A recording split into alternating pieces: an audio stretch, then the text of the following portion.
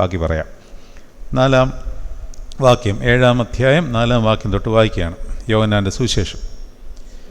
പ്രസിദ്ധനാകുവാൻ ആഗ്രഹിക്കുന്നവൻ, ആ വാക്യം നമ്മൾ കഴിഞ്ഞ ആഴ്ച പഠിച്ചതാണ്. പ്രസിദ്ധനാകുവാൻ ആഗ്രഹിക്കുന്നവൻ ആരും രഹസ്യത്തിലൊന്നും ചെയ്യുന്നില്ലല്ലോ. ഇത് നീ ചെയ്യുന്നു എങ്കിൽ ലോകത്തിന് നിന്നെ തന്നെ വെളിപ്പെടുത്തുക എന്ന് പറഞ്ഞു. അപ്പോൾ നമ്മൾ ഇതിൽ നിന്ന് പഠിച്ചത് എന്താണ്? ഇതുമായിട്ട് ബന്ധപ്പെട്ട ഒരു വാക്യം മത്തായിയുടെ സുവിശേഷത്തിൽ ഉണ്ട്. എന്താണ്? പ്രസിദ്ധനാകുവാൻ ആഗ്രഹിക്കുന്നുവെങ്കിൽ നീ എന്ത് ചെയ്യണമെന്നാണ് ഒരാൾ യേശുവിനോട് പറഞ്ഞത്. നിനക്ക് ഞാനെല്ലാം കാണിച്ചു തരാം. നിനക്ക് ആരോട് പറഞ്ഞതാണ് ശരിക്കും ഈ വചനം? പിശാച് യേശുവിനോട് പറഞ്ഞതാണ്. അപ്പോൾ അതേ കാര്യം ഒരാളിവിടെ റിപ്പീറ്റ് ചെയ്യുകയാണ്, അല്ലെങ്കിൽ ഇവൻ്റെ സഹോദരന്മാർ റിപ്പീറ്റ് ചെയ്യുകയാണ്. അതിൻ്റെ അർത്ഥം എന്താണ്? ഇവർ പറയുന്നത് പിശാചിൻ്റെ ആത്മാവിലാണ്. പിശാചിൻ്റെ ആത്മാവിലാണ് ഇത് പറയുന്നത്. അപ്പോൾ നേരെ റിവേഴ്സ് കാര്യം നമ്മൾ ചിന്തിക്കണം. ദൈവാത്മാവിൽ ഒരു കാര്യം നമ്മൾ പറയുമ്പോൾ അത് നമ്മളല്ല പറയുന്നത്, ദൈവാത്മാവാണ് പറയുന്നത്. എലിസബത്ത് പരിശുദ്ധാത്മാവ് നിറഞ്ഞവളായി പറഞ്ഞത് എന്ന് പറഞ്ഞാൽ എലിസബത്ത് അല്ല അത് പറയുന്നത്. പിന്നെ ആരാണ് പറയുന്നത്? പരിശുദ്ധാത്മാവാണ് പറയുന്നത്. കുറച്ചും കൂടെ ലളിതമായി എല്ലാവർക്കും മനസ്സിലാകുന്ന ഒരു ഭാഷയിൽ പറഞ്ഞാൽ, ഈ മദ്യപിച്ച് മതോന്മത്തരായി അതും ഇതും വിളിച്ച് പറയുമ്പോൾ കൂട്ടുകാരങ്ങ് ക്ഷമിക്കും. എന്നിട്ട് പറയും, അവനല്ലടാ പറഞ്ഞത്, പിന്നെന്താണ്? അവൻ്റെ ഉള്ളിലെ മദ്യമാണ് പറഞ്ഞത്. ഇതേ കാര്യം തന്നെയാണ്. ഇതൊരു ലഹരി എന്നാണല്ലോ മദ്യം. Holy spirit is also a spirit. It's a എന്താണ് ഇതിൽ അതെ ഒരു ലഹരിയാണിത്. അതിനാണ് സ്പിരിറ്റ് എന്ന് പറയുന്നത്. പക്ഷേ അതിൻ്റെ ആട്രിബ്യൂട്ട് ഹോളിയാണെന്നുള്ളതേ ഉള്ളൂ.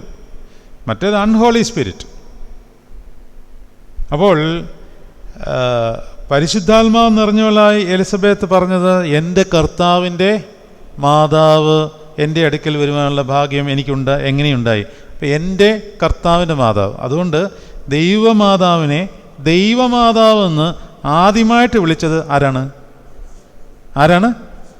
ആട്ട കിടക്കുന്നു. എലിസബത്ത് ആണോ? പരിശുദ്ധാത്മാവാണ് വിളിച്ചത്. അങ്ങനെയാണ് പറയേണ്ടത്. നിങ്ങൾ ദൈവമാതാവിനെ ദൈവമാതാവ് എന്ന് ആദ്യം വിളിച്ചത് എലിസബത്ത് അല്ല, പരിശുദ്ധാത്മാവാണ്. അതുകൊണ്ടാണ് പരിശുദ്ധ മാതാവിനെ ദൈവമാതാവ്, ദ മദർ ഓഫ് ഗോഡ് എന്ന് തന്നെ പറയുന്നത്. അത് വേറൊരു ആത്മീയ തലത്തിലേ നമുക്ക് വിശ്വസിക്കാൻ പറ്റത്തുള്ളൂ. ദൈവത്തിന് അമ്മയുണ്ടോ? ദൈവത്തിന് അമ്മയുണ്ട്. ആ അമ്മ ഇങ്ങനെയാണത്. കാരണം യേശു ദൈവമാണെങ്കിൽ, പൂർണ്ണ ദൈവമാണെങ്കിൽ, ദൈവത്തെ പ്രസവിച്ച പരിശുദ്ധ മാതാവ് ദൈവമാതാവാകുന്നു എന്ന് സംശയം കൂടാതെ പ്രസംഗിച്ചതിനായ നമ്മുടെ പാത്രികീസ്മാർ സേവേറിയോസും. ആ സേവേറിയോസാണ് നിന്മാതാവ് വിശുദ്ധന്മാർ എന്നിവർ തൻ പ്രാർത്ഥനയാൽ എന്നുള്ള പാട്ട് എഴുതിയത്. സേവേറിയോസിൻ്റെ മനീസയാണ്. ഞാൻ പറഞ്ഞുകൊണ്ട് വന്നത്, സഹോദരന്മാർ യേശുവിനെ കൊല്ലുവാൻ ആഗ്രഹിച്ചത് എന്തുകൊണ്ടാണ്? അവർ ഭയന്നത് ഇതിനെയാണെങ്കിലും അവർ അശുദ്ധാത്മാവിനാൽ പ്രേരിപ്പിക്കപ്പെട്ട് ജീവിച്ചിരുന്നവരാണ്. അതുകൊണ്ടാണ് ഈ വചനം പറയുന്നത്. കർത്താവിനോട് പറയുവാണ്, നീ പ്രസിദ്ധനാകുവാൻ ആഗ്രഹിക്കുന്നുവെങ്കിൽ ഇവിടെ ഇരിക്കരുത്, നീ യെരുശലേമിലേക്ക് പോകണം, പെരുന്നാളിന് പോകണം. രണ്ടുദ്ദേശങ്ങളാണ് അവർക്ക്. രണ്ടുദ്ദേശങ്ങൾ. ഒന്ന്, ഇവർക്കറിയാം പെരുന്നാളിന് പോയാൽ ഇവൻ പിടിക്കപ്പെടും. എങ്ങനെയും യേശു തീരണം. ഇത് മാത്രമേ സഹോദരന്മാർക്ക് ഇപ്പോൾ ആഗ്രഹമുള്ളൂ. അതുകൊണ്ട് വേറെ രീതിയിൽ പറയാണ്, നിനക്ക് കുറച്ചും കൂടെ പ്രസിദ്ധിയൊക്കെ വേണ്ടേ, യെരുശലേമിലേക്ക് പോയിക്കോ. അതാണ് അവരുടെ ഒരു ഉദ്ദേശം. രണ്ടെന്ന് പറയുന്നത്, ഈ പ്രസിദ്ധിയിലൂടെ യേശു ഇനി കൊല്ലപ്പെട്ടാൽ തന്നെ യേശുവിനൊരു വലിയ ഇമേജ് അവിടെ ഉണ്ട്. ആ ഇമേജിൻ്റെ പേരിൽ ഇവർക്ക് മുതലെടുക്കാം. ഇനി മൂന്നാമതൊരു കാര്യം കൂടെ ഉണ്ട്, ഇവർക്ക് രക്ഷപ്പെടുകയും ചെയ്യാം. ആൾ തീർന്നു കഴിഞ്ഞാൽ ഇവർ രക്ഷപ്പെട്ടു. ഇവരുടെ ഭയം മൊത്തവും യേശുവിനെ പ്രതി ഇവർ, അതായത് ഈ റോമൻ പടയാളികൾ ഞങ്ങളെയും വധിക്കുമോ എന്നുള്ളതാണ്. അതുകൊണ്ട് അവർ പറയുകയാണ്, പ്രസിദ്ധനാകുവാൻ ആഗ്രഹിക്കുന്നുവെങ്കിൽ ആരും രഹസ്യത്തിലൊന്നും ചെയ്യുന്നില്ല, നീ ഇങ്ങനെ ഒളിച്ചു പാത്തിരിക്കേണ്ട, നീ നേരെ വിട്ടോളാൻ പറഞ്ഞു. എങ്ങോട്ട്? യെരുശലേമിലേക്ക് വിട്ടോളുക. അവൻ്റെ സഹോദരന്മാർ അവനിൽ വിശ്വസിച്ചില്ല. താഴോട്ട് കുറേ വായിക്കുകയാണ്, എന്നിട്ട് നമുക്ക് എക്സ്പ്ലെയിൻ ചെയ്യാം. യേശു അവരോട്, എൻ്റെ സമയം ഇതുവരെ വന്നിട്ടില്ല, നിങ്ങൾക്കോ എല്ലായ്പ്പോഴും സമയം തന്നെ. നിങ്ങളെ പകപ്പാൻ ലോകത്തിന് കഴിയുന്നതല്ല, എന്നാൽ അതിൻ്റെ പ്രവൃത്തികൾ ദോഷമുള്ളവ എന്ന് ഞാൻ അതിനെക്കുറിച്ച് സാക്ഷ്യം പറയുന്നതുകൊണ്ട് അതെന്നെ പകയ്ക്കുന്നു. നിങ്ങൾ പെരുന്നാളിന് പൊക്കോ, എൻ്റെ സമയം ഇതുവരെ അവിടെ ശ്രദ്ധിച്ചോണം, എൻ്റെ സമയം ഇതുവരെ വന്നിട്ടില്ലായതുകൊണ്ട് ഞാൻ ഈ പെരുന്നാളിന് ഇപ്പോൾ പോകുന്നില്ല. അതായത് ഇത് കർത്താവ് പിശാച് എന്ത് പറഞ്ഞാലും അനുസരിക്കത്തില്ല. നിങ്ങൾ ശ്രദ്ധിച്ചിട്ടുണ്ടോ? വളരെ ശ്രദ്ധിക്കേണ്ട ഒരു കാര്യമാണ്. പിശാച് എന്തെല്ലാം കാര്യങ്ങൾ കർത്താവിനോട് ആവശ്യപ്പെട്ടിട്ടുണ്ടോ ഒന്നും കർത്താവ് അനുസരിച്ചിട്ടില്ല. എന്നാൽ കർത്താവ് ഒരു വാക്ക് പറഞ്ഞത്, എന്തെല്ലാം അത് ചെറിയ വാക്കാണെങ്കിലും വലിയ വാക്കാണെങ്കിലും, ഇറങ്ങിപ്പോ പിശാചേ, അശുദ്ധാത്മാവിനെ വിട്ടുപോ, നീ എന്നെ വിട്ടുപോ, നീ എൻ്റേതല്ല, മനുഷ്യരുടെ അത്ര എന്ത് പറഞ്ഞാലും പിശാച് ഭയന്നോടുമായിരുന്നു. പക്ഷേ പിശാച് പറഞ്ഞ ഒരു വാക്കെങ്കിലും കർത്താവ് അനുസരിച്ചിട്ടുണ്ടോ? കാരണം ആരാ വന്നിരിക്കുന്നത്? ആദ്യജാതനെ പിന്നെയും ഭൂതലത്തിലേക്ക് പ്രവേശിപ്പിച്ചിരിക്കുകയാണ്. അങ്ങനെ കേട്ടിട്ടുണ്ടോ അങ്ങനെ ഒരു വാക്യം? എബ്രായർക്ക് എഴുതിയ ലേഖനം എടുക്കൂ. എബ്രായർക്ക് എഴുതിയ ലേഖനം 1-ാം അധ്യായം എടുക്കുക. 1-ാം അധ്യായത്തിൽ 6-ാം വാക്യം വായിക്കാം. 1-ാം അധ്യായം 6-ാം വാക്യം. ആദ്യജാതനെ പിന്നെയും ഭൂതലത്തിലേക്ക് പ്രവേശിക്കുമ്പോൾ ദൈവത്തിൻ്റെ സകല ദൂതന്മാരും അവനെ നമസ്കരിക്കണം.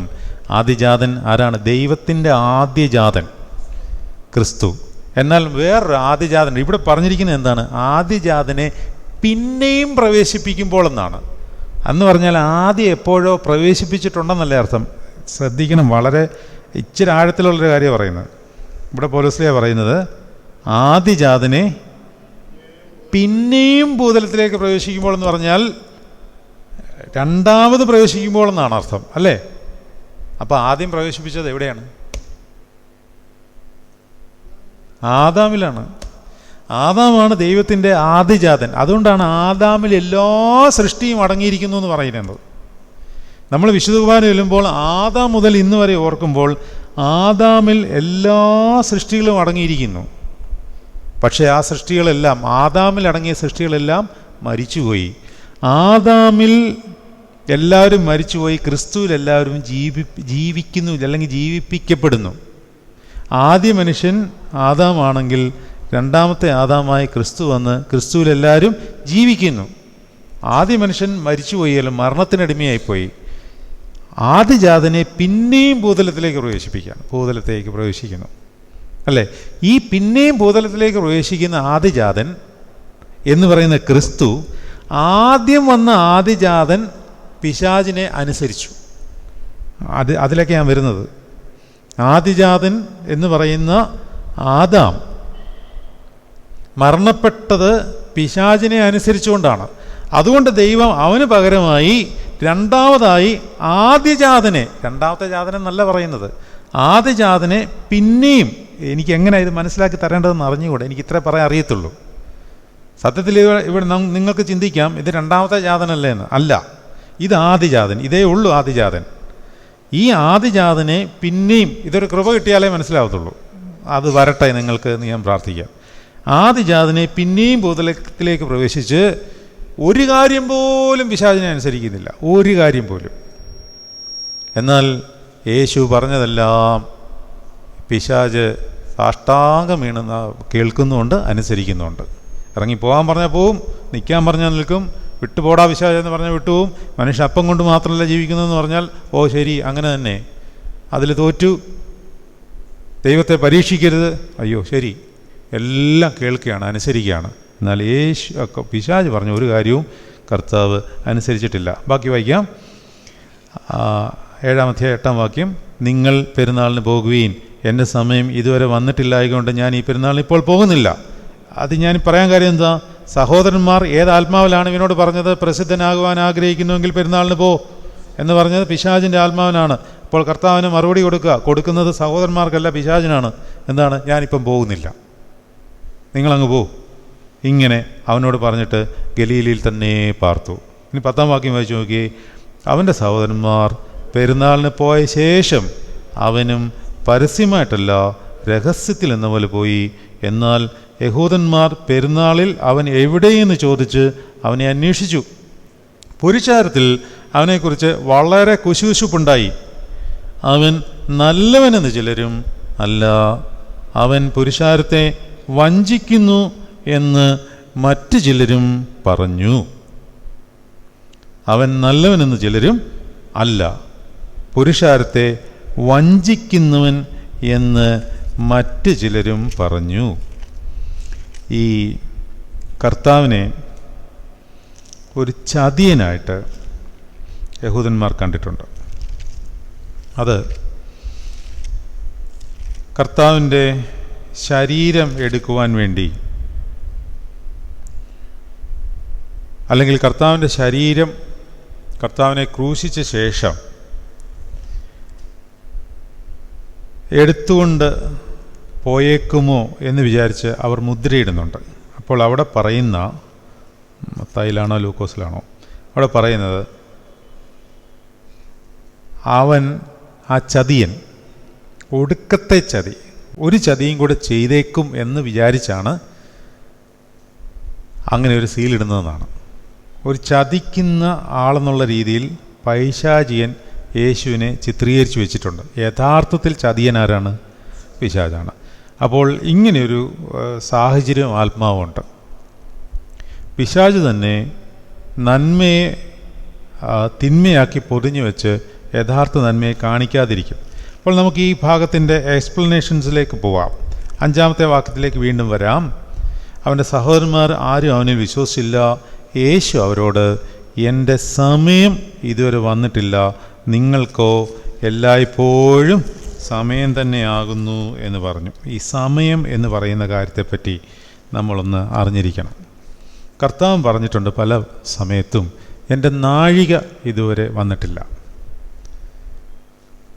എന്നാൽ 17-ാം അധ്യായത്തിൽ കർത്താവിൻ്റെ മഹാപുരോഹിത പ്രാർത്ഥനയിൽ ഒരു വചനമുണ്ട്, അതൊന്ന് നോക്കാം. 17-ാം അധ്യായത്തിൽ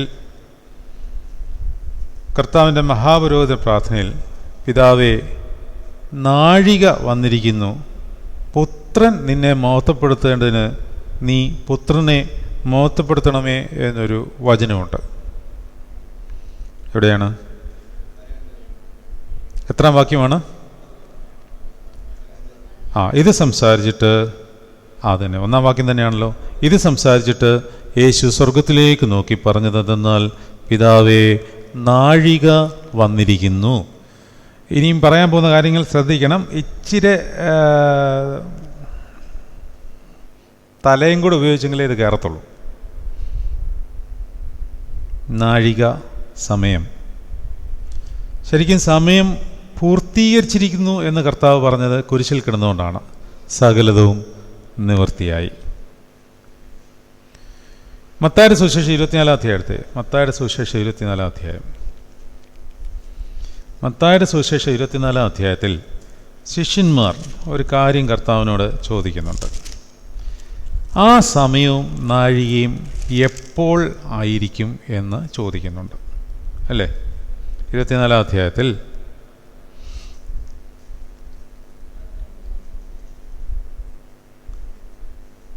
പതിനഞ്ചാം വാക്യം തൊട്ട് കർത്താവ്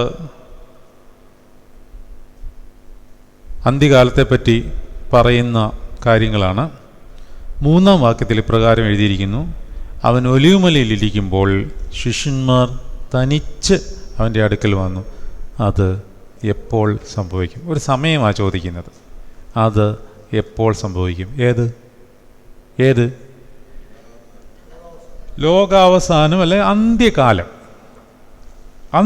എപ്പോൾ സംഭവിക്കും? അപ്പോൾ കർത്താവ് കുറേ കാര്യങ്ങൾ ഇങ്ങനെ പറയുന്നുണ്ട്, അല്ലേ? ദാനിയേൽ പ്രവാചകൻ മുഖാന്തരം അരുളി ചെയ്തതുപോലെ ശൂന്യമാക്കുന്ന മ്ലേച്ഛത വിശുദ്ധ സ്ഥലത്ത് നിൽക്കുമ്പോൾ നിങ്ങൾ വായിക്കുന്നവൻ ചിന്തിച്ചുകൊള്ളട്ടെ.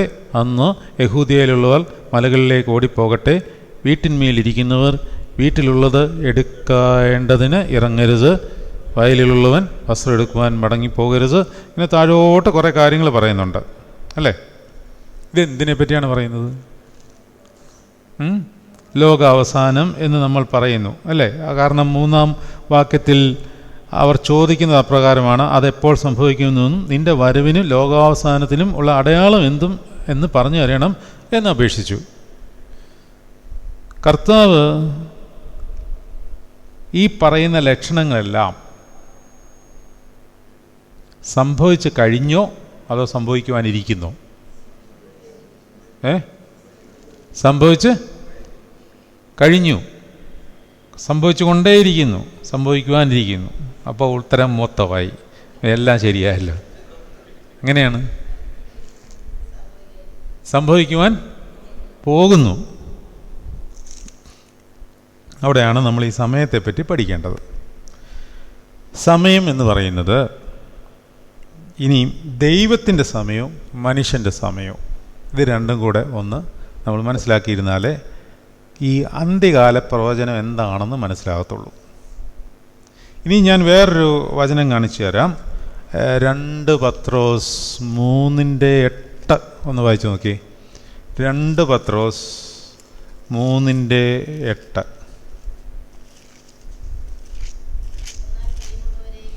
എന്നാൽ പ്രിയമുള്ളവരെ, കർത്താവിന് ഒരു ദിവസം 1000 സംവത്സരം പോലെയും 1000 സംവത്സരം ഒരു ദിവസം പോലെ ഇരിക്കുന്നു എന്നീ കാര്യം നിങ്ങൾ മറക്കരുത്.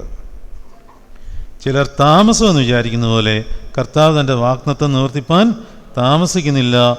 ആരും നശിച്ചു പോകാതെ എല്ലാവരും മാനസാന്തരപ്പെടുവാൻ അവൻ ഇച്ഛിച്ച് നിങ്ങളോട് ദീർഘക്ഷമ കാണിക്കുന്നതേ ഉള്ളൂ. ഒന്നും ആയിട്ടില്ല, പറയാൻ വരുന്നതേ ഉള്ളൂ. ചില കാര്യങ്ങളുണ്ട്. ഉൽപ്പത്തി പുസ്തകം വായിക്കുമ്പോൾ പലർക്കും ഉണ്ടാകുന്നൊരു സംശയമാണ്, ദൈവം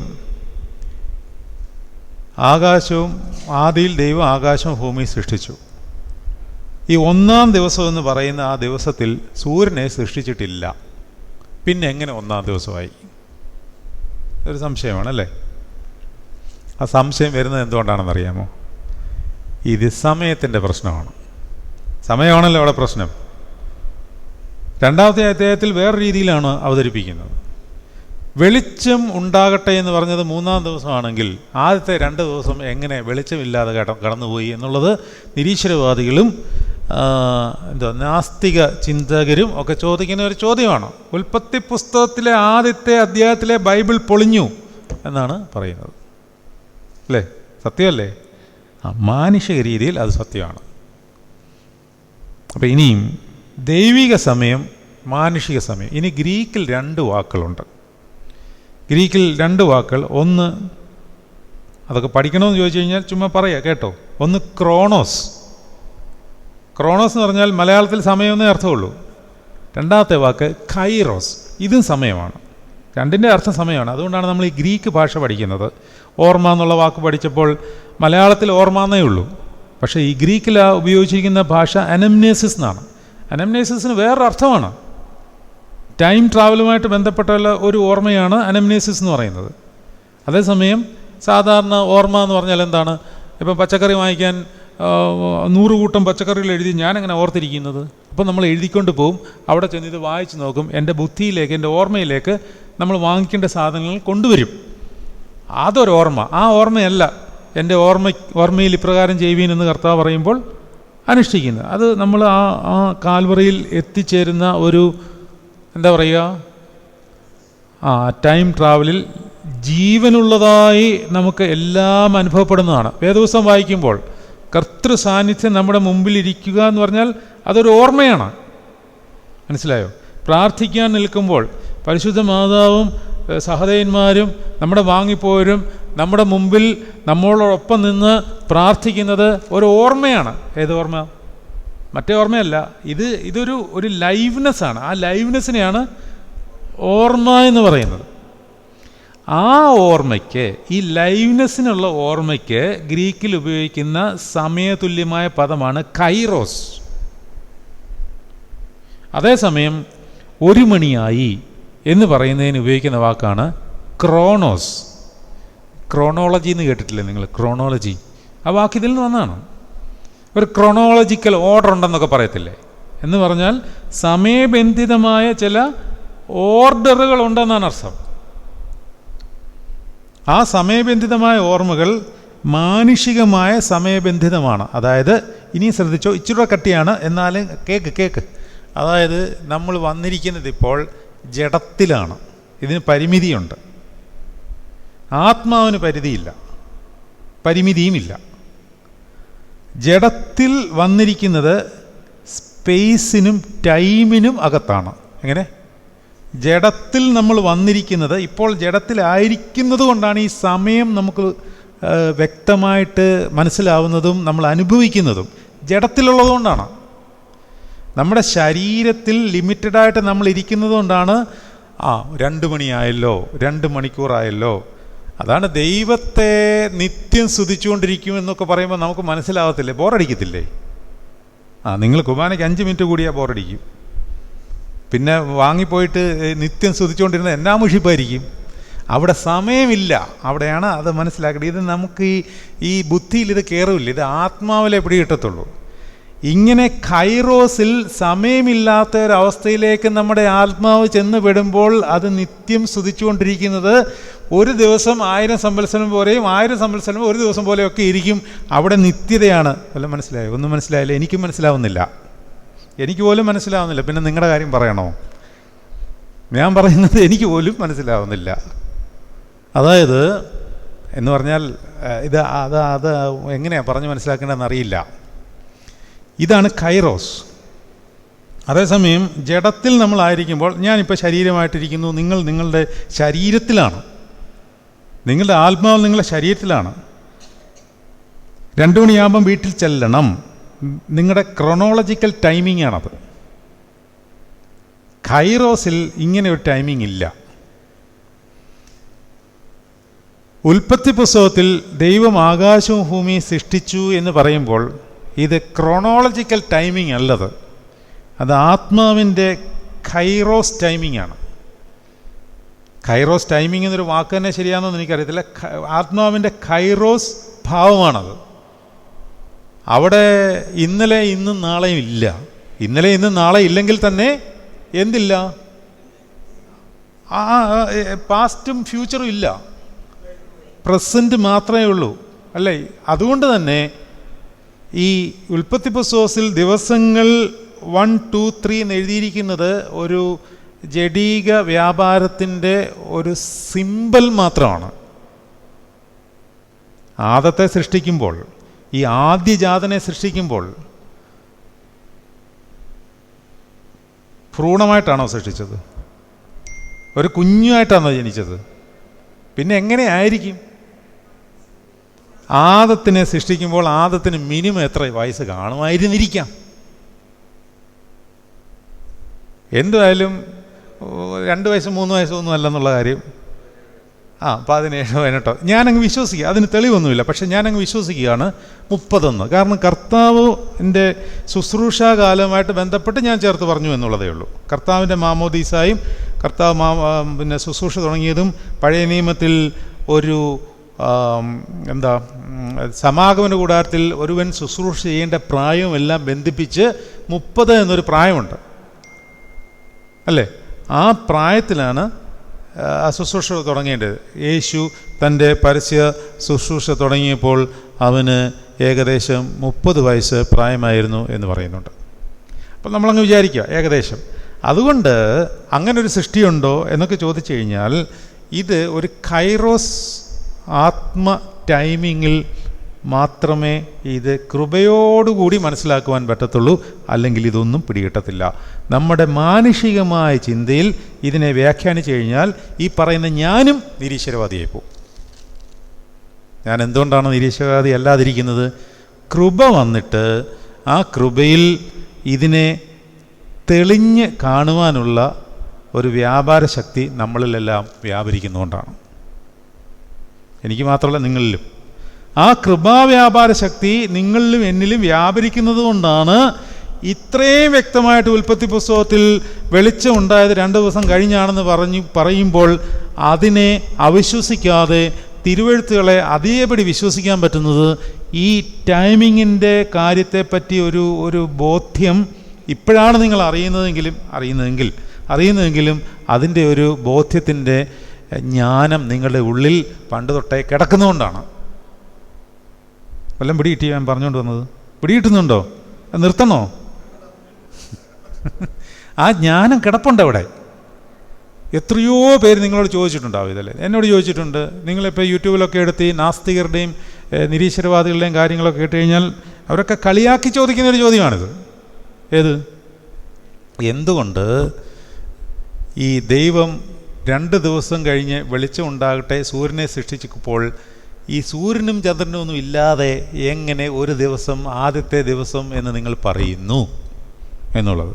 അത് ക്രോണോളജിക്കലി അവർ ചോദിക്കുന്നത് ശരിയാണ്. കൈറോസ് ലെവലിൽ അങ്ങനെ ഒരു ചോദ്യമില്ല. കാരണം ദൈവത്തിന് പ്രസൻറ്റ് ടെൻസ് മാത്രമേ ഉള്ളൂ. അതിനും ഒരു പ്രത്യേക പേര് ഞാൻ ഇട്ടിട്ടുണ്ട്. ദൈവത്തിനെ സംബന്ധിച്ചിടത്തോളം ഒറ്റ ടെൻസേ ഉള്ളൂ. ഇംഗ്ലീഷ് ഗ്രാമറിൽ എത്ര ടെൻസ് ഉണ്ട്? ഒരുപാട് ടെൻസ് ഉണ്ട്. എന്നാലും പ്രധാനമായിട്ട് പഠിക്കുന്നത് 3 ടെൻസ് പ്രധാനമായിട്ട്. ഒരുപാട് ടെൻസുകളുണ്ട്. Past perfect, future perfect tense, present continuous, past perfect continuous, ഒത്തിരിയുണ്ട്. അത് പോകട്ടെ. പ്രധാനമായിട്ട് 3 ടെൻസുകൾ എന്തൊക്കെയാണ്? Past tense, present tense, future tense. ദൈവത്തെ സംബന്ധിച്ചിടത്തോളം കർത്താവ് ഭൂമിയിൽ വന്നു കഴിഞ്ഞപ്പോൾ ഇന്നലെയുമുണ്ട്, ഇന്നുമുണ്ട്, നാളെയുണ്ട്. അതുകൊണ്ടാണ് ശിഷ്യന്മാർ ചോദിക്കുന്നത് നാളെ എന്ത് സംഭവിക്കും? പുനരുത്ഥാനത്തിൽ ഇവൾ ആരുടെ ഭാര്യയാകും? 7 സഹോദരന്മാരെ പെണ്ണ് കെട്ടിയിട്ട് മക്കളില്ലാതെ മരിച്ചുപോയി. അതുകൊണ്ട് കൊടുക്കാൻ വേണ്ടി ചോദിച്ചതാണ്.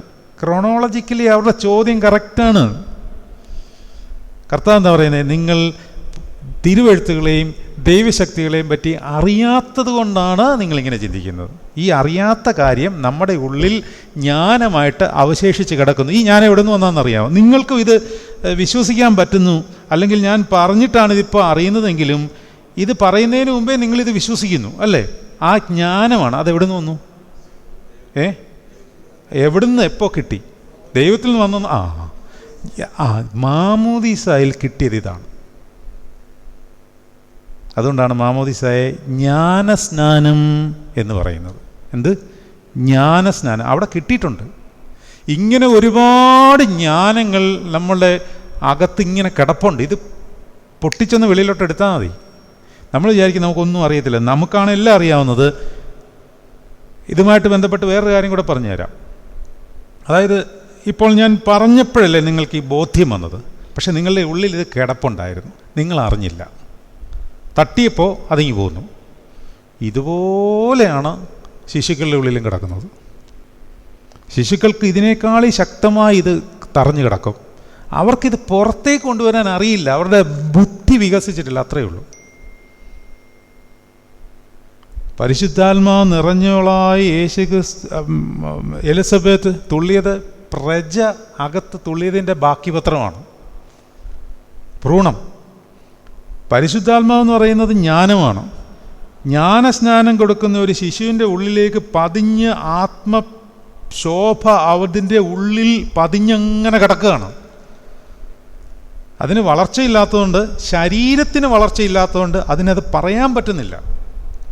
ഈ ജ്ഞാനം കൊണ്ടാണ് ഒരു കുഞ്ഞിൻ്റെ അടുത്തിലേക്ക് നമ്മൾ ചെല്ലുമ്പോൾ നമ്മൾ അതിലേക്ക് ആകർഷിക്കപ്പെടുന്നതിൻ്റെ കാരണം ഈ ജ്ഞാനം കിടക്കുന്നതുകൊണ്ടാണ്. നമ്മൾ വിചാരിക്കുന്നത് നമുക്ക് സ്നേഹിക്കാൻ അറിയാവുന്നതുകൊണ്ടാണെന്ന്. ഒരിക്കലുമല്ല. ഇപ്പോൾ ഒരു 6 മാസം പ്രായമുള്ള ഒരു കുഞ്ഞിനെ കൊണ്ട് ഇവിടെ നിർത്തിയാൽ നിങ്ങൾ എൻ്റെ പ്രസംഗത്തിൽ നിന്ന് നിങ്ങളെ ശ്രദ്ധ പോകുമെന്നുള്ള ഉറപ്പാണ്. കാരണം എന്താണ്? ഇതിനേക്കാൾ ശക്തമായൊരു ആത്മവ്യാപാരമുള്ള ഒരു ആത്മാവ് ഇവിടെ കിടക്കുമ്പോൾ നിങ്ങൾക്കെല്ലാവർക്കും, ചിലർക്ക് ഓരോരുത്തർക്കും ഓരോ സ്വഭാവമായിരിക്കും. ചിലർ വളരെ കർക്കശക്കാരായിരിക്കും, ചിലർ വളരെ സൗമ്യരായിരിക്കും, ചിലർ വളരെ ചിരിക്കാൻ ഒക്കെ ഇഷ്ടമുള്ളവരായിരിക്കും, ചിലർ എപ്പോഴും കടും വീർപ്പിച്ച് ഇങ്ങനെ ഇരിക്കുന്നവരായിരിക്കും. ഇവരെല്ലാവരും ഈ കുഞ്ഞിൻ്റെ അടുത്ത് വരുമ്പോൾ ഒരേ സ്വഭാവം. ശ്രദ്ധിച്ചിട്ടുണ്ടോ? അയ്യോ ചക്കരെ മുത്തേന്നൊക്കെ പറഞ്ഞു. അതെന്താണ്? വീട്ടിലെ ഏറ്റവും വലിയ നിഷ്ഠൂരൻ എന്നൊക്കെ വിളിക്കാവുന്ന ആൾ പോലും കുഞ്ഞിനെ കാണുമ്പോൾ ഉടനെ ചൊച്ചോ എന്നൊക്കെ പറഞ്ഞില്ലെന്നതിൻ്റെ കാര്യം എന്താണ്? നമ്മുടെ വിചാരം നമുക്കതിനെ സ്നേഹിക്കുന്നതുകൊണ്ടാണെന്നല്ല.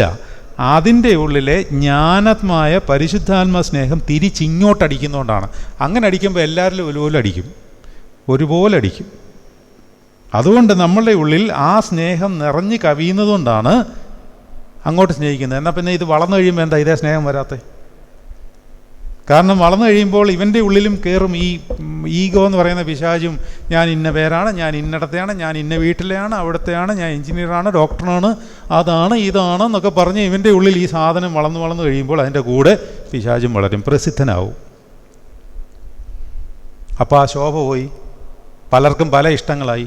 അതേ ബാലൻസിലുള്ള ആൾക്കാരെ കാണുമ്പോൾ മാത്രമേ ഇഷ്ടം തോന്നത്തുള്ളൂ. ഉറങ്ങല്ലേ. മുമ്പിൽ ഇരുന്ന് ഉറങ്ങരുത്, നിങ്ങൾ വേണം പുറകിരുന്ന് ഉറങ്ങിക്കോ, മുമ്പിലൊന്നും ഉറങ്ങരുത്, എനിക്കെൻ്റെ കണക്ഷൻ പോവും. ഇത് ചിലർക്ക് ഉറങ്ങും, അത് ഞാനാണെങ്കിലും ഉറങ്ങിപ്പോവും ചിലപ്പോൾ. ഇത് കയറണം, ഇത് ഇച്ചിരി വേറെ സാധനമാണ്. നമ്മൾ പറഞ്ഞുകൊണ്ട് വന്ന സമയം